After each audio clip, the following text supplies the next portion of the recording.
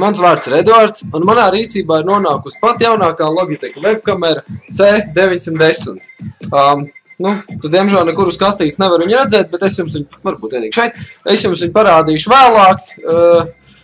Šī webkamera filmē Full HD 1080 punkti, un viņai ir 30 kadri sekundē.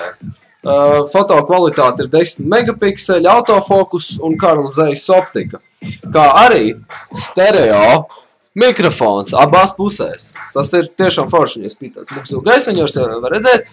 Un kas vēl paliet, viņai ir 4-kārtīga optika.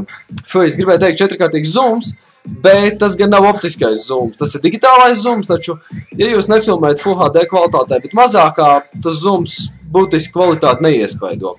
Teiksim, ja mēs salīdzinām ar video no šādas te kameras, vai arī šādas te integrētās kameras, ziniet ko, kvalitāte šim jaunajam modelim ir vienkārši fantastiska. Protams, cena arī salīdzinoši, jau šāds maksā apmēram 10 lati, kamera, ar kuras filmē, maksā 70 lati. Tā kā spriediet paši, bet es domāju, tas ir tā vērts. Katrā ziņā viņam arī ir makro. Es tagad nezinu, cik labi viņš nofokusēs, es pats neredzu. Bet man liekas, ka nofokusēt vajadzētu diezgan labi. Būtībā tie ir kādi 3-4 centimetri, ko var pielikt tuvumā un visu var redzēt.